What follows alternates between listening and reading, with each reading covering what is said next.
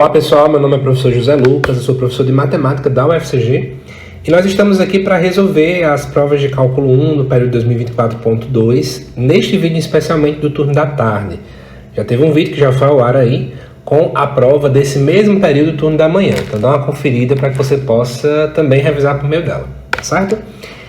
E nessa prova, a primeira questão era a seguinte: calcule se existir o valor do limite, e aí aparecia esse limite aqui para a gente.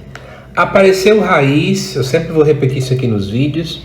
Geralmente a estratégia natural que a gente acaba tendo é pensar no conjugado. Então, para quem não lembra o que é conjugado, é você acabar multiplicando essa fração, tanto no numerador quanto no denominador, por essa mesma expressão que aparece aqui, mas agora alterando esse sinal, que aqui está negativo, no caso, como positivo. Então, bora ver se vai dar certo, né? Então, vamos lá. 2 mais x mais raiz de 2. A mesma coisa, 2 mais x mais raiz de 2. E aí o que acontece? A parte em que não aparecia raiz, que no caso é o nosso denominador, eu vou repetir ela. Então, x, abre parênteses, 2 mais x mais raiz de 2. Já no numerador, o que é que está acontecendo aqui? Ó? Eu vou multiplicar esse por esse, então a raiz vai sumir no final das contas, então vai ficar 2 mais x, e usando produto notável, eu só preciso agora multiplicar esse com esse, ficar menos, e a raiz também some, 2. Eu posso cancelar aqui, porque vai dar 0, e aí sobrou pra gente o seguinte, ó, limite quando x tende a 0, x sobre x, abre parênteses, 2 mais x, mais raiz de 2. Eu posso agora fatorar isso aqui, porque nós temos fatores em comum. Então, você vai ter que o limite, quando x tende a 0, 1 sobre raiz de 2 mais x, mais raiz de 2. Pessoal, agora eu não tenho indeterminação quando eu aplico x igual a 0. Então, vai sobrar para a gente o seguinte, ó. 1 sobre raiz de 2 mais 0, mais raiz de 2. Ou seja, 1 sobre raiz de 2 mais raiz de 2, que é a mesma coisa que 1 sobre 2 raiz de 2. Quem ainda quiser racionalizar, basta multiplicar raiz de 2 e raiz de 2 aqui, tanto no numerador quanto no denominador, que vai aparecer, ó, raiz de 2 sobre 4. Ok? E aí nós temos resolvido o primeiro limite desta prova. No item B, aparecia o seguinte: calcular esse limite aqui. Note também que se você for fazer uma substituição direta, lá no denominador vai aparecer 2 menos 2, que é igual a 0. E não é esse o nosso objetivo, né? Então, vamos fazer algum tipo de manipulação para poder resolver essa situação nossa. E aí, qual vai ser a estratégia que nós, então, vamos utilizar aqui? Perceba que se você substituir lá no teu denominador, também por x igual a 2, olha o que vai acontecer. Vai aparecer 4 mais 10 menos 14, que dá igual a 0. Ou seja, o número 2 é uma raiz do nosso polinômio. E uma vez que nós podemos fazer o seguinte: eu posso pegar esse polinômio específico e posso dividir por x menos a raiz, ou seja, menos 2. Então vamos fazer a divisão com calma. X ao quadrado dividido por x dá x, x vezes x dá x ao quadrado, aí eu mudo o sinal. Menos 2 vezes x dá menos 2x, aí eu mudo o sinal. Então dá aqui 7x menos 14. E agora, efetua a divisão de novo. 7x dividido por x dá 7. 7 vezes x dá 7x, só que aí eu mudo o sinal. 7 vezes menos 2 dá menos 14, só que eu mudo o sinal. Então, ó, cancelando aqui, deu 0. Isso quer dizer pra gente que esse polinômio aqui de cima é o produto desses dois. Então, eu posso voltar aqui para o meu limite e acabar colocando, né? X menos 2 e aqui x menos 2 vezes x mais 7. Como temos fatores em comum, posso cancelá-los. E nós vamos ter apenas o x mais 7. E agora, como eu não tenho nenhuma indeterminação, eu posso efetuar uma substituição direta. 2 mais 7 dá 9. E o nosso limite foi resolvido. No item C, aparecia essa situação aqui. E aí muita gente, quando chega, já quer logo fazer substituições, já quer logo fazer tudo. Mas, ó, presta atenção que se tu substituir o valor de x igual a 4 no teu denominador, esse denominador não vai se anular. Então você não precisa ir por esse caminho. Então o que a gente vai fazer? Só é fazer a substituição direta, ó. Então você vai ter 4 ao cubo, que dá igual a 64. 4 ao quadrado é 16. E aí não vou nem finalizar, porque agora só é continha de matemática básica. Ok? Então veja que é um limite com a resolução super tranquila. No item D, aparece agora essa com sênus. E é claro, quem está atenado no conteúdo vai automaticamente lembrar do limite fundamental. Mas no limite fundamental, eu preciso que a mesma coisa que apareça dentro do seno apareça também fora, né? Só que, obviamente, se está aparecendo seno no denominador, o que eu quero que apareça fora vai ser no inverso, né? Se é numerador aparecer no denominador e vice-versa. Então, olha o que a gente vai fazer. Vamos com calma. A minha dica é você, já que eu tenho aqui 2 senos aqui, né? Esse daqui e esse outro, coloca ele em frações diferentes. Fazer assim, e vamos preenchendo. Ó, o seno de 2x aparece ali no numerador, então meu sonho é que apareça um 2x aqui. Aí eu vou e jogo logo aqui em cima. Porque, ó, esse eu posso cancelar com esse e eu volto para a situação normal. A mesma coisa com o 3x, ó. Veja que eu cancelo esse com esse e eu volto para a minha fração original. Então não mudei nada. Esse x tu pode já cortar com esse. Então, literalmente, nós temos essa situação aqui.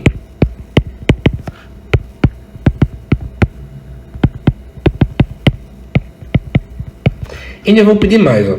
Eu transformaria essa fração logo na forma como a gente conhece. Inverte ela e quando você inverte tem que aparecer assim, né?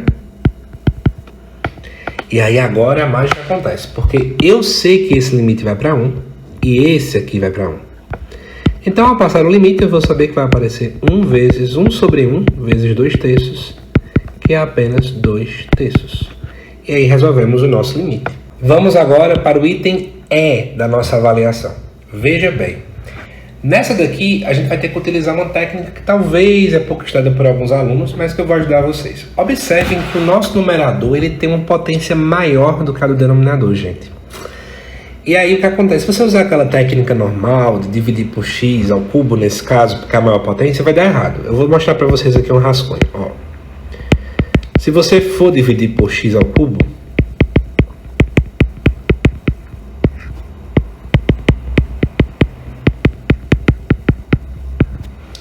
vai aparecer literalmente o seguinte: 1 mais 1x ao cubo. Quando você for fatorar aqui, vai aparecer isso. E aí, todo mundo desse denominador aqui está indo para zero. Então, não é esse o caminho. Então, eu vou explicar para vocês o que é que a gente teria que fazer nessa situação específica. Você vai olhar para o denominador e vai olhar para a maior potência de lá, que nesse caso é x ao quadrado. Então, você vai colocar assim: igual limite, quando x é para infinito. E você coloca x ao cubo sobre x ao quadrado, 1 sobre x ao quadrado,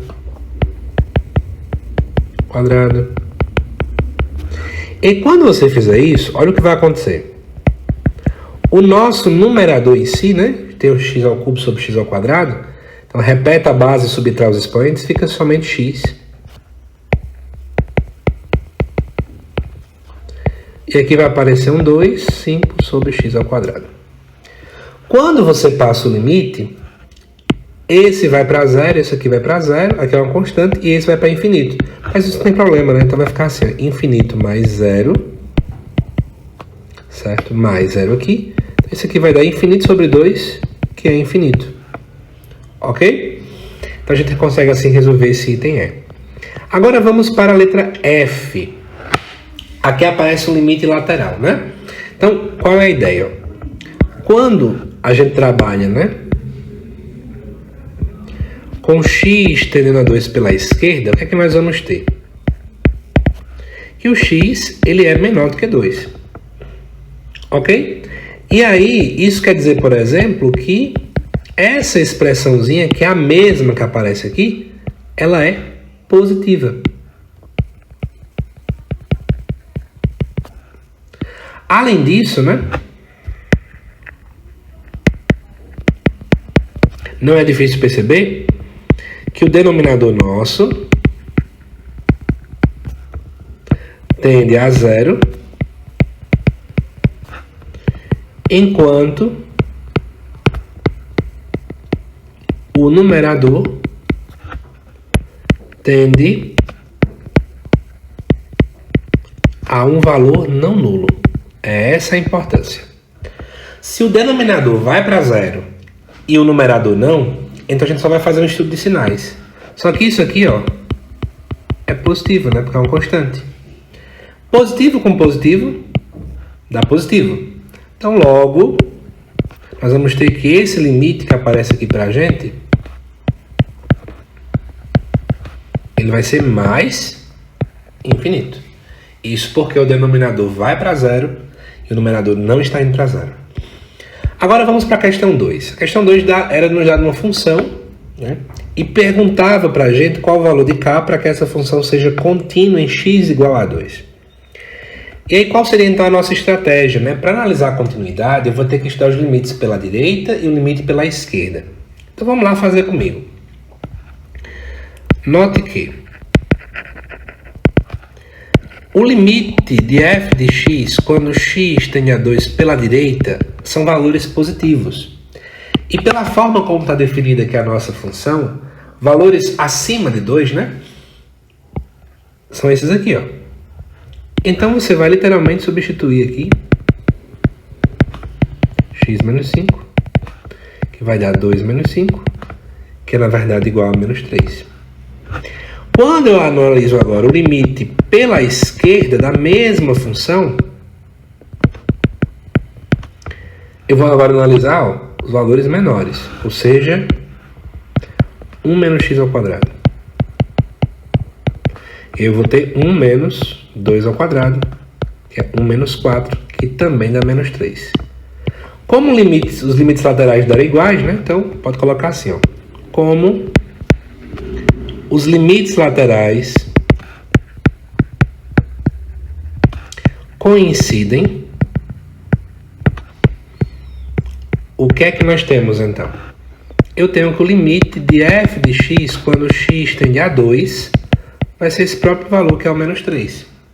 Só que para que a minha função seja contínua nessa situação específica, eu preciso que o f aplicado no próprio 2, né, que é esse limite nosso, tem que ser também menos 3.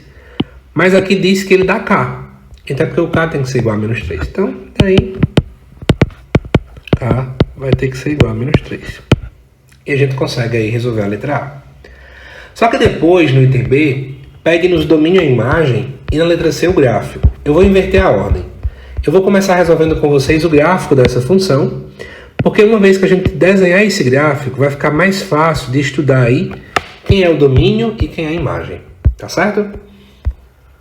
Então vamos fazer o esboço, né? Já assumindo que o k vale aí menos 3, como foi feito no item A. Então eu vou esboçar aqui o gráfico, eixo x, eixo y, e aí vamos lá. O que acontece, né? O menor valor aqui que a gente vai trabalhar é menos 2.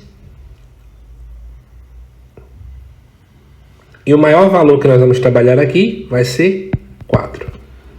Ok? E aí, pessoal, o que acontece? Como nós chegamos aqui nesse maior valor de 4 e o menor valor de menos 2, automaticamente a gente já sabe que o domínio da minha função f está nesse intervalo aí, ó. O menor valor é menos 2 e o maior valor é 4. Só que aberto no 4, porque o 4 não é atingido, e o menor valor é menos 2. Então eu vou colocar aqui, ó, menos 2, fechado, 4 aberto. Agora vamos para a parte da imagem, né? Para isso é interessante o esboço de fato do gráfico. Quando nós estamos aqui, valores entre menos 2 e 2, a função é uma parábola, como que é negativo, com cavidade para baixo, né? Então vamos aplicar alguns valores só para a gente sentir como é que a coisa vai funcionar. Então, por exemplo, quando x for 0, eu vou ter 1 menos 0 ao quadrado, que é 1. Então, esse ponto aqui vai aparecer. Quando x, por exemplo, for menos 1, eu vou ter 1 menos menos 1 ao quadrado, ou seja, 1 menos 1, que é 0. Quando x for menos 2, eu vou ter, ó, isso aqui acontecendo, né? Que dá menos 3. Então, algo por aqui. Certo? E aí, por exemplo, quando o x voltar a ser 1 de novo, vai aparecer o zero, aí você já deve estar entendendo que a parábola vai ter esse comportamento aqui. E a gente já viu, inclusive, que nessa hora vai dar menos 3 lá em cima. Certo? Seria bola aberta, mas a gente já sabe que quando cai 2, quando x é 2, né, o k é menos 3. E aí, para finalizar a situação nossa, agora a gente tem que observar o seguinte, que aqui eu tenho uma reta. Como o x é positivo, o coeficiente na frente do x, então ela é crescente. Então ela vai subir, ó, literalmente. Certo? Vai fazer mais ou menos assim. Vai até a altura de menos 1. E uma bola aberta, né? E o que acontece? A pergunta é que é a imagem. Pessoal, para analisar a imagem, ó, observe que aqui em 1 eu ainda tenho um ponto geográfico, mas a partir de 1 eu não tenho mais gráficos aqui, né? E depois de menos 3 também, ó, ainda vai continuar, deveria continuar, mas não continua porque no final das contas a nossa função está definida só até esse pontinho aqui. Então eu tenho valores de 1 até menos 3. Então a imagem para a gente aqui ser de menos 3 até 1 fechado, porque eu tenho bola fechada aqui e aqui também bola fechada. Ok? Então é mais ou menos essa a ideia. O gráfico está exposto e aqui também nós temos a imagem. Lembrando que algumas pessoas poderiam escrever, por exemplo, assim, ó. Tá ok? Menos 3. E aqui no 1 fechado também. E podia ter escrito isso aqui assim, ó. X real, tá ok? Dessa forma também, ok? Ops, cometi um pequeno equívoco. Aqui também, chaves. E aí, pessoal, depois dessa questão, a última questão desta prova era para você utilizar o teorema do confronto e fazer esse cálculo que está aqui. Sempre eu falo para vocês que a gente tem que trabalhar com as limitações naturais das funções trigonométricas. Então, ó, temos, e a gente já sabe desse fato, que a função cosseno ela é limitada por 1 e menos 1. Isso aqui, obviamente, eu estou pedindo que o x seja diferente de 1, né? Porque se o x for 1 aqui, ó, aqui vai aparecer um 0, a gente não quer isso. Só que acontece, né? Eu quero que apareça a mesma expressão que está aqui em cima. E aí, para isso, eu queria multiplicar aqui dentro. Mas eu quero chamar a atenção de vocês o seguinte, ó. Quando x tende a 1 pela direita, né? O seno de x menos 1, ele é um valor positivo. Por que motivo, né? Quando a gente olha para o círculo trigonométrico, eu fiz essa análise lá no vídeo da manhã, então dá uma olhada lá. Eu acabei verificando com vocês que no final das contas, próximo desse valor de 0, de fato isso vai acontecer. Então você pode multiplicar, né? Sem alterar sinais da nossa desigualdade. Então você vai ter isso aqui.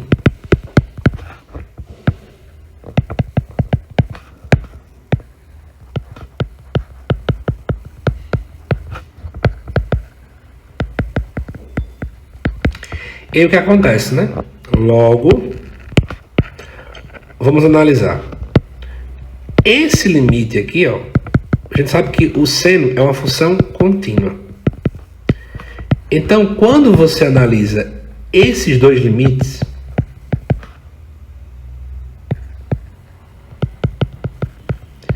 equivale a você literalmente substituir o x por 1. Então isso aqui, para a gente, esses dois limites vai ser iguais literalmente a 1 menos 1, que é o seno de 0, mais o seno de 0 é 0. Então eu sei que esse limite aqui, ou melhor, essa função quando eu passo o limite da 0, e essa função quando eu passo o limite da 0, então essa do meio, pelo teorema do confronto, também é 0. Então, daí, pelo teorema do confronto,